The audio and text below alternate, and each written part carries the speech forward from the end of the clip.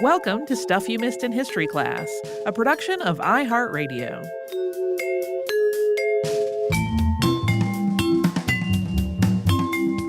Hello and welcome to the podcast. I'm Tracy V. Wilson. And I'm Holly Fry. Today we are going to talk about Jim Thorpe, who was just an incredible all-around athlete. During his lifetime, he was famous around the world, and he topped a lot of lists of the best athletes of the 20th century, or even the best athlete of all time. At the same time, though, news stories and early biographies, and in some cases stuff that still floats around today, managed to simultaneously praise his accomplishments and also minimize them through racist stereotypes and other falsehoods. Thorpe made an amazing name for himself in track and field and football at Carlisle Indian Industrial School. And then he became internationally famous at the 1912 Olympic Games.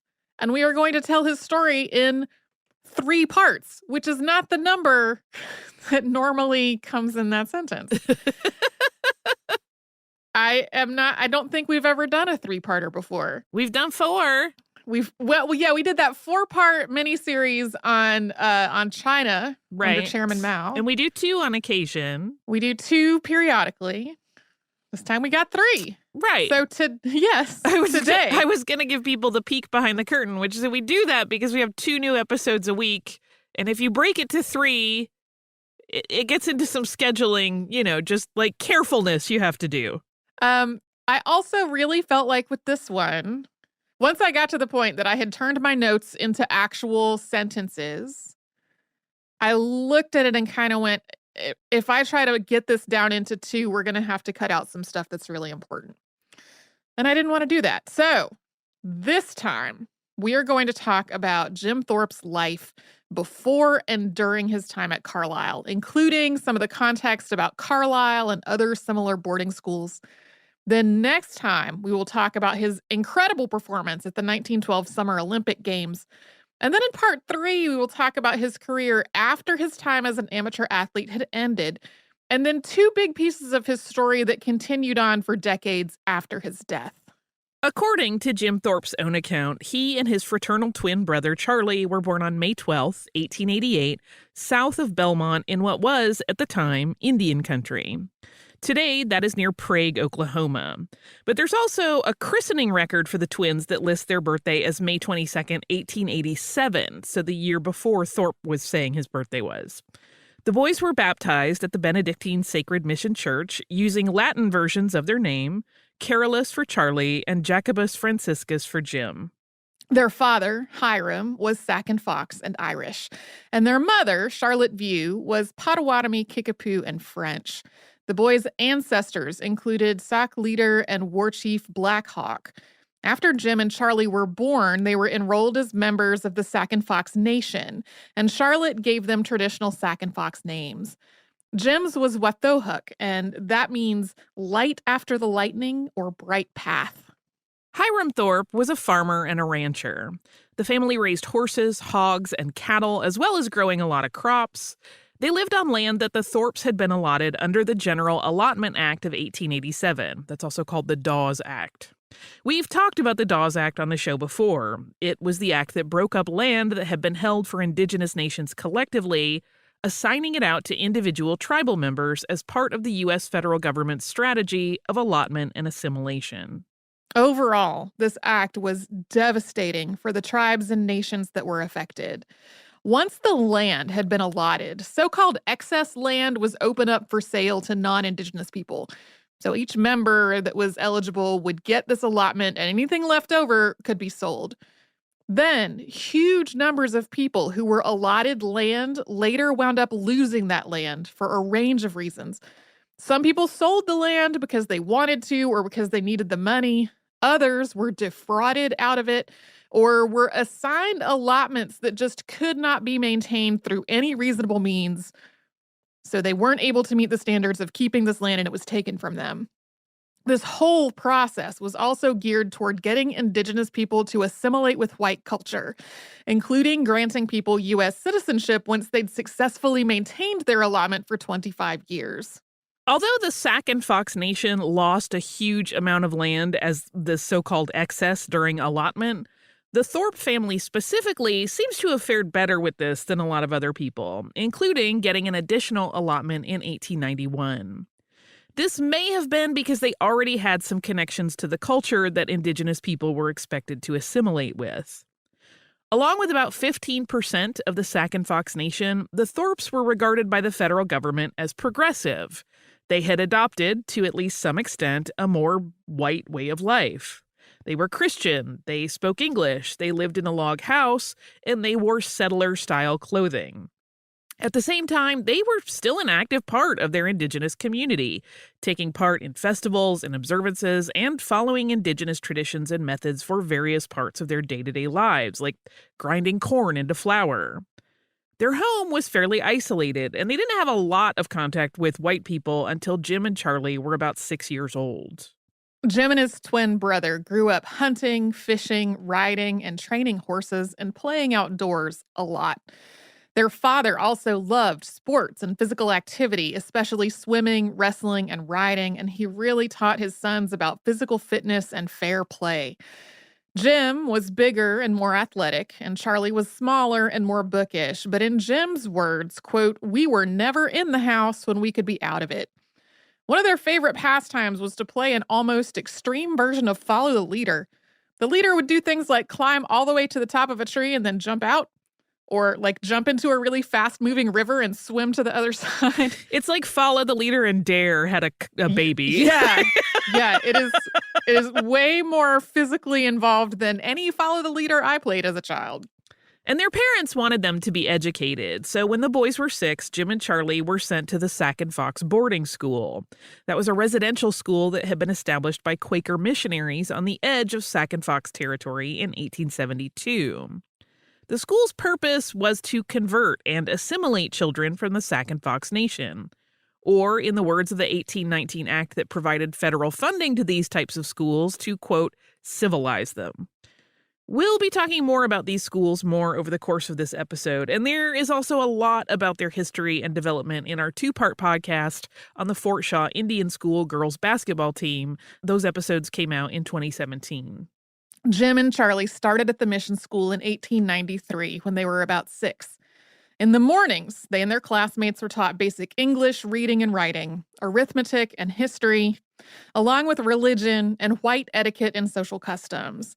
And then in the afternoon, they had vocational training, with a lot of that vocational training geared toward keeping the school itself running. So the girls cleaned and did laundry and made new uniforms. The boys did manual labor and worked on the school's farm. Students also wore military-style uniforms and did military-style drilling. All of this was pretty standard in these kinds of schools, and it was all meant to just erase any trace of their Indigenous heritage or culture.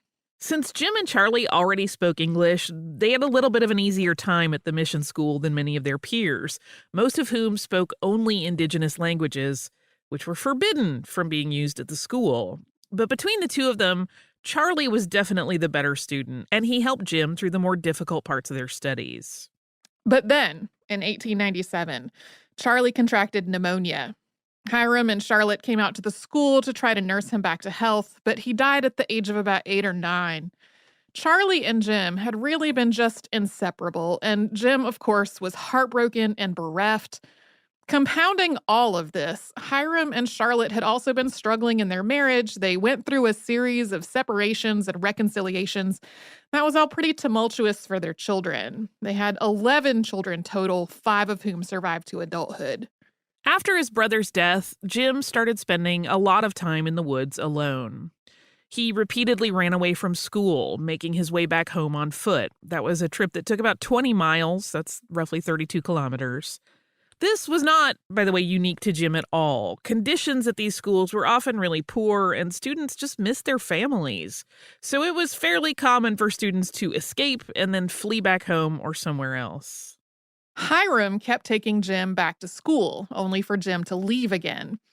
At one point, Jim even left the school immediately after his father had dropped him off, taking a shortcut that put him outside the door of the family home before his father even got back. So Hiram decided to send Jim to a school that was farther away, and that was Haskell Institute in Lawrence, Kansas. That was about 300 miles or 482 kilometers from where they were living. Two biographies of Jim Thorpe interpret this somewhat differently. In Jim Thorpe, World's Greatest Athlete by Robert W. Wheeler, part of the goal was definitely to make it harder for Jim to return home. But it was also an act of compassion on Hiram's part, as he recognized that Jim was having a hard time staying at a place that he associated so strongly with his late brother. On the other hand, the book Native American Son, The Life and Sporting Legend of Jim Thorpe by Kate Buford describes Jim's siblings as being terrified of their father, and Hiram framing this whole decision as almost a threat, saying, quote, "I'm going to send you so far away, you'll never find your way back." Yeah, having read both of these books, it's presented as a much crueler decision to me in Kate Buford's book than in Robert W. Wheeler's. Regardless, though, in 1898, Jim and his older brother George were both enrolled at Haskell Institute, and we will get to Jim's time there and then later on at Carlisle after a sponsor break.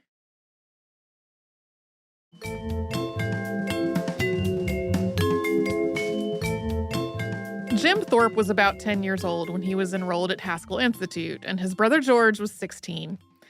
At the time, more than 1,000 students were enrolled at the school, and they represented between 85 and 90 different indigenous tribes and nations. Like the Sac and Fox Mission School, Haskell Institute was established to assimilate indigenous children into white culture, separating them from their families and their cultures and customs and languages, with classroom instruction in the morning, vocational instruction that kept the school running in the afternoon, and military-style uniforms and drilling. George left this school not long after they arrived. One of Jim's favorite pastimes at the school was watching football practice. He was such a constant presence on the sidelines that team captain Chauncey Archiquette took notice of him and decided to encourage him. Chauncey went to the school's harness shop and stitched together a football out of pieces of leather and then stuffed it with rags. And Jim started using this homemade football to organize games among the students who were his own age. After a while, Jim started to do pretty well at Haskell. There are reports that you'll read that he was not a great student, and his report cards say otherwise. In 1901, though, he heard that his father had been shot while hunting and was gravely injured. Jim decided to go home, and he hopped a train. When he was found on board and removed, he also found out the train had actually been going the opposite direction of where he needed to be. It took Jim about 2 weeks to walk home, and by that point, Hiram Thorpe was out of danger, and while he wasn't exactly pleased to see his son, it meant that Jim was able to help around on the ranch while his father was convalescing. One of Jim's friends also reported that he had really been expelled from school for drinking as all this happened, so it wasn't just that he was going home to see his sick father. The school records are unclear. They don't confirm or refute this. Yeah, they just pretty much say he was not there anymore. Although Jim's father recovered from this injury, while Jim was still at home, his mother died from blood poisoning. This might have been a complication of childbirth. It was not too long after she had given birth to her 11th child. Her land allotment was divided up among her heirs, with Jim getting about 20 acres. So with all of this going on, Jim stayed at home rather than being returned to Haskell. He attended nearby Garden Grove Public School, and he worked on the family ranch. But one day, he and his brother decided to skip their chores and go fishing. And when they got back, their father whipped them, something that Jim later said he deserved but didn't feel like taking. So he ran away from home, this time going to Texas, where he worked on a ranch until he had earned enough money to buy himself a team of horses. And he described this as wanting to prove himself to his father before he went home again. Garden Grove didn't really have much of an athletics program, although it was starting track and field and baseball teams. And Jim found, once he was back, that he just really, really missed football. And at this point, among the indigenous population of the U.S., the school most known for its football program was Carlisle Indian Industrial School in Carlisle, Pennsylvania. Like the Sac and Fox Mission School and Haskell Institute, Carlisle Indian Industrial School was part of this whole system of schools that were set up to assimilate indigenous children. It opened in 1879 and was actually the first of these schools to be run by the U.S. government rather than by missionaries or other organizations. Carlisle's founder and the architect of the federal approach toward these boarding schools was Lieutenant Colonel Richard Henry Pratt. He had formulated his approach to Indigenous education while working with Indigenous prisoners of war after the Red River War in 1875. He set up a program that involved English language and vocational instruction, followed by outplacement into jobs for the incarcerated POWs. They made what he viewed as rapid progress, learning English and adapting to a more white way of life. In Pratt's mind, the only way that Indigenous people were going to survive the United States' ongoing Western expansion was to abandon their cultures and their languages and all of their tribal ties, and instead to fully assimilate into white society. His slogan in this was "Kill the Indian and save the man." Pratt tried to convince the federal government to fund a program for students and teenagers, similar to what he had done with these POWs.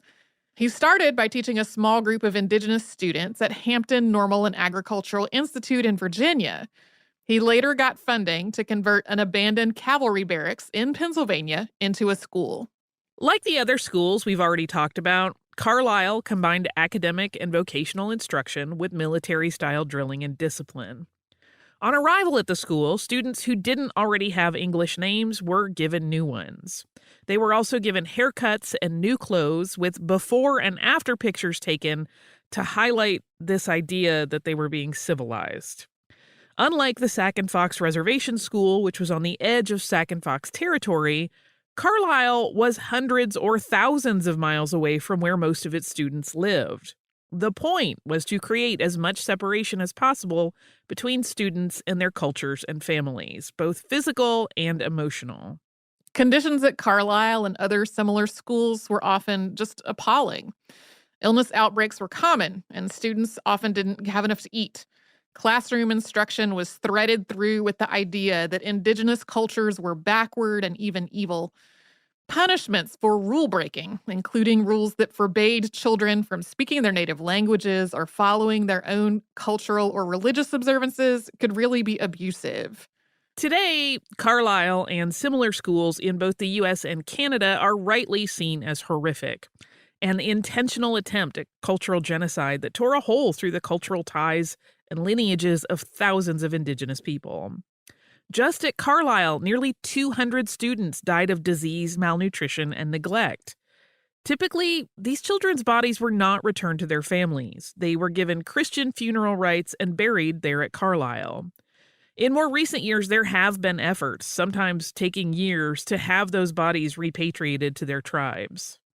Yeah, we talked about a few of them on some of our Unearthed episodes. Many of the children who went to Carlisle and other boarding schools, including Haskell and including the Sac and Fox School, they weren't going of their own free will. Often their parents were coerced or threatened into sending their children there, or federal policies toward Indigenous people had created really desperate economic conditions for them that just left families with no other choice.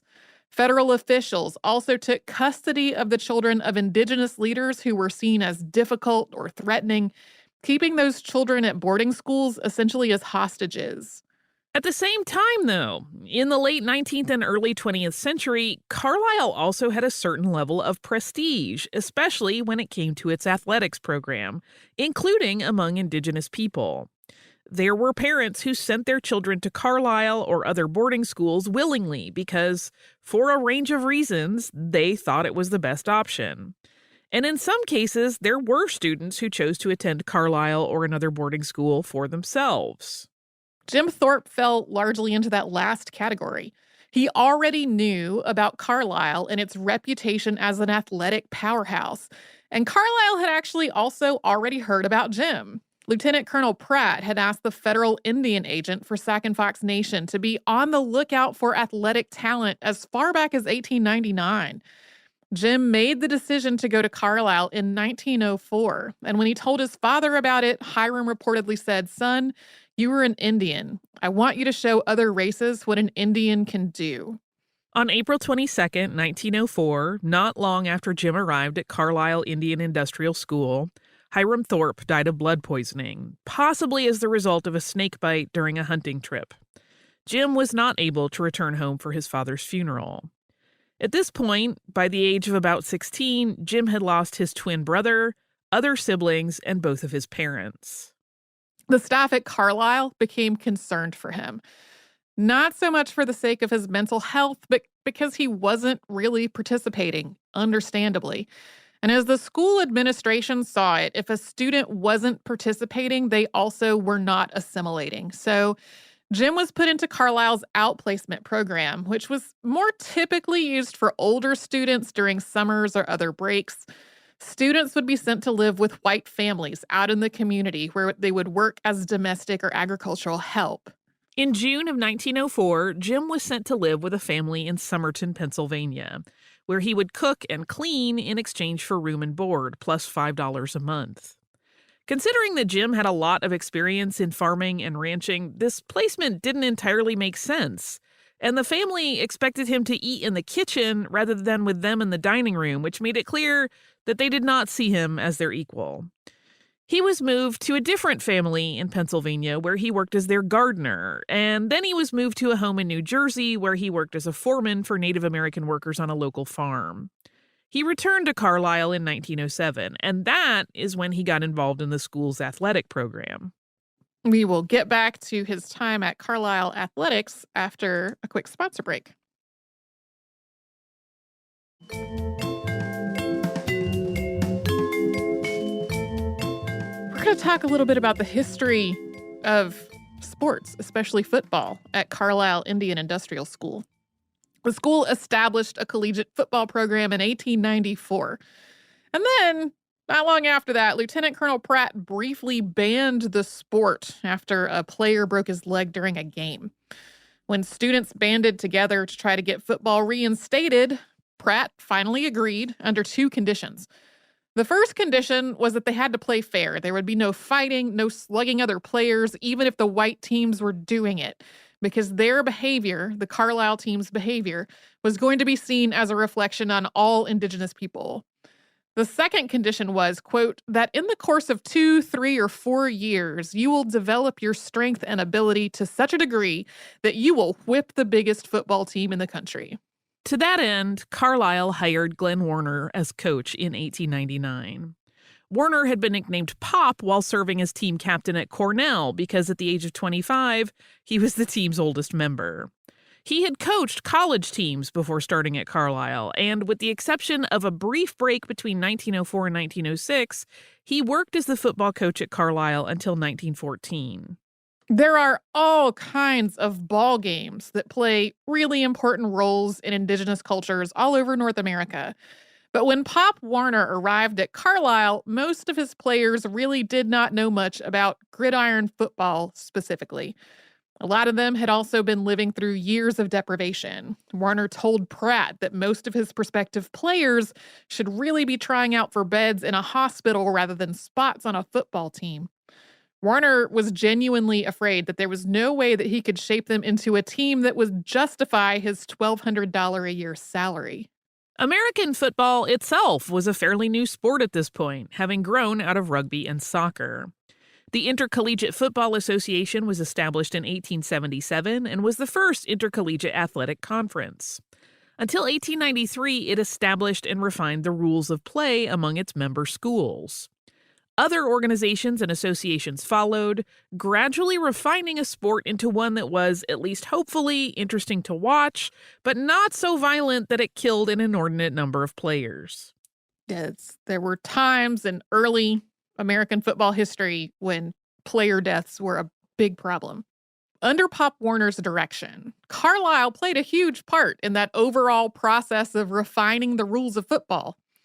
In general, Carlisle's players were smaller and lighter than the players on their opposing teams, which included the powerhouses of the day like Harvard and Yale. The team itself also tended to have fewer players, so each player spent more time on the field and had less time to rest during a typical game. Those reduced numbers of players also meant that each player needed to be able to play multiple positions. Since Carlisle had no football stadium, nearly all of their games were away games. And since the team was largely funded through ticket sales, it maintained a really grueling schedule to get to all those games. So Warner coached the team to be quick, coordinated, and creative, writing new plays to take advantage of the other team's weaknesses. Some of these were straightforward football plays meant to be coordinated and agile, but others were trick plays that were not, strictly speaking, against the rules, at least not until whichever governing body was in charge at the moment met to adjust the rules for the following season. So here are some of the trick plays that Pop Warner used at Carlisle. He had straps sewn to the halfbacks and fullbacks' uniforms so that their teammates could literally throw whoever got the ball when the play started. He added what he called a breast protector to the team's uniforms, which he said was to protect their breastbone if a player was blocked or tackled or just fell. This breast protector was padded and oval, and it sure did look like a football if you put your arm over it. And there was also the hidden ball trick. In a game against Harvard in 1903, the team gathered into a huddle, only they were facing outward instead of in. And then one of the players shoved the ball up the back of another's jersey before the huddle dispersed and ran in different directions. So the Harvard players did not know who had the ball. Warner was not the only coach, and Carlisle not the only team incorporating this kind of trickery. For example, the Carlisle players were generally not at their best during bad weather or in poor field conditions. Warner's interpretation of this was that the other teams were often highly driven by a sense of school pride, so they played their best in any weather to avoid letting their school down. But the Carlisle players were more about the love of the game, and the game was just not as much fun in the mud, in freezing weather, or in the middle of a downpour. As early as 1905, fans from Canton Athletic Club started fire hosing the field to muddy it up before Carlisle games. As another example, Harvard started using footballs that were the same color as their jerseys, so it would be harder to see who had the ball. Yeah, over time, the rulemaking bodies would be like, no, you can't be shoving the balls up players' jerseys to hide them. So this played an overall part in how the rules of football evolved over the years. Within a few years of its establishment, Carlisle Indian Industrial School's football team was recognized as a force to be reckoned with among the opposing teams and within the indigenous community.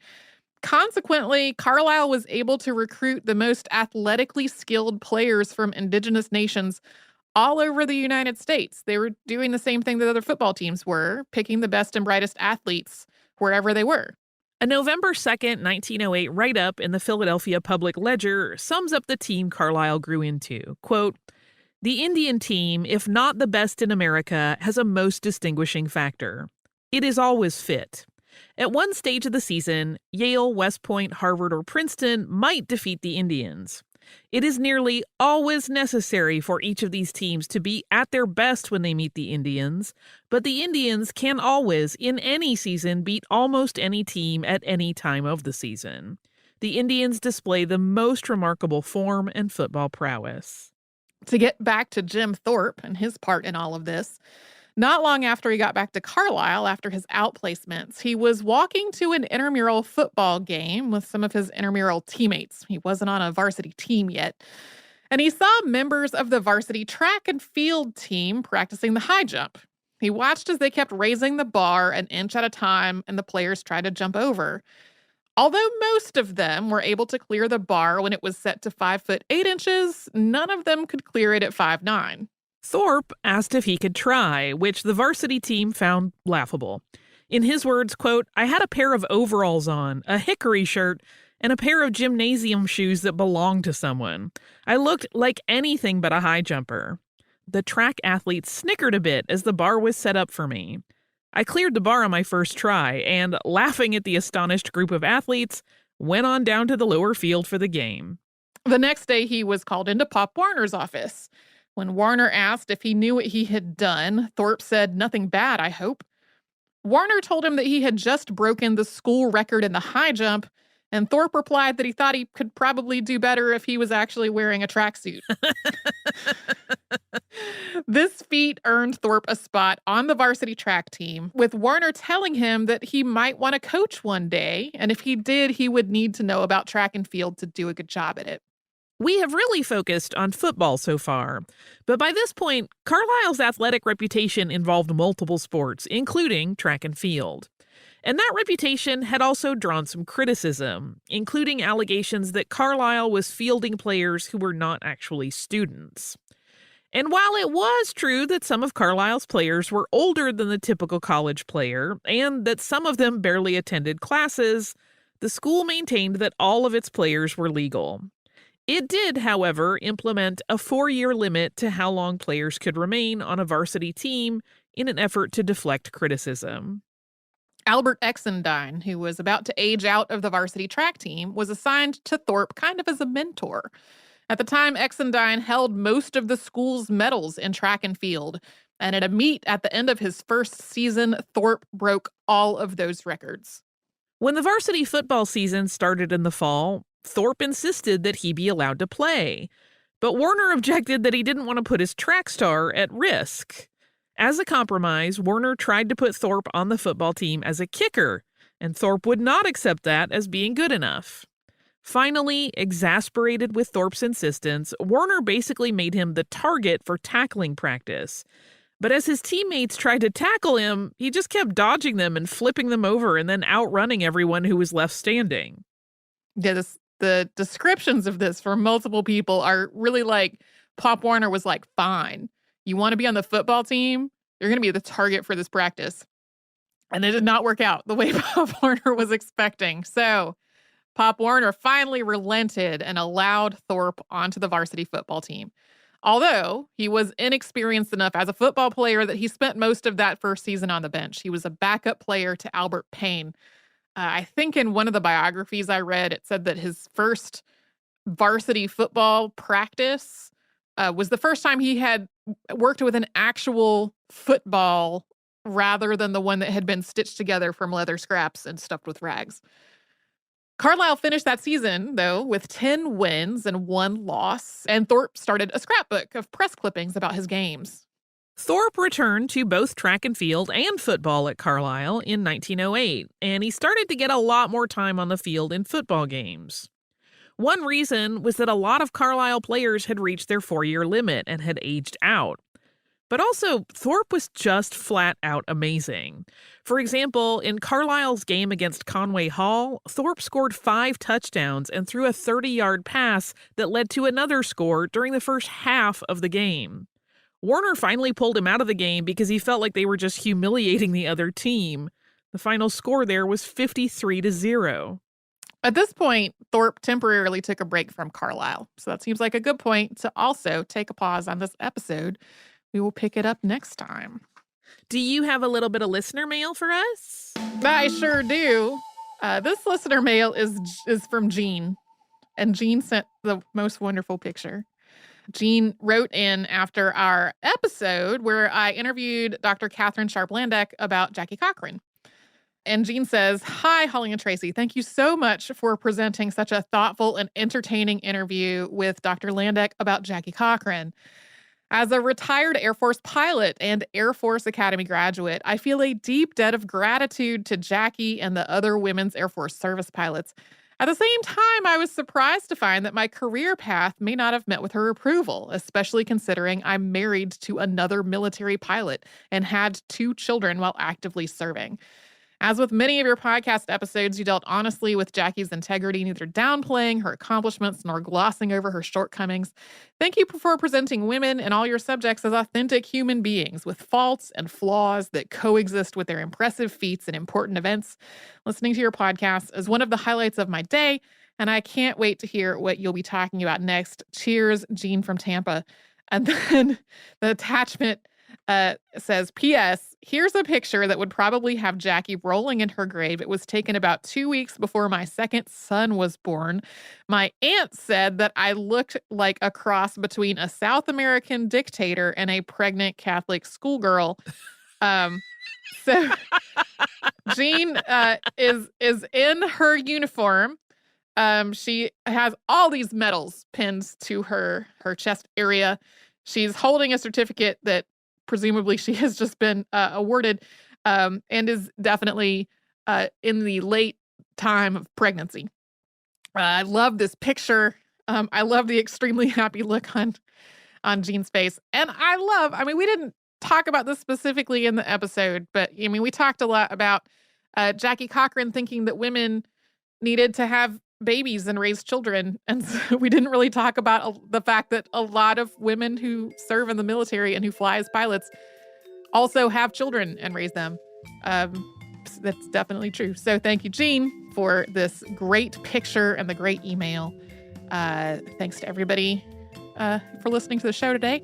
If you would like to write to us about this or any other podcast, we are at historypodcasts@iheartradio.com. And then we are all over social media at Missed in History. That's where you'll find our Facebook, Twitter, Pinterest, and Instagram.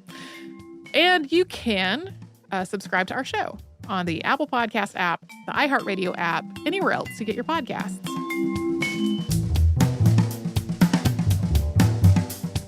Stuff You Missed in History Class is a production of iHeartRadio. For more podcasts from iHeartRadio, visit the iHeartRadio app, Apple Podcasts, or wherever you listen to your favorite shows.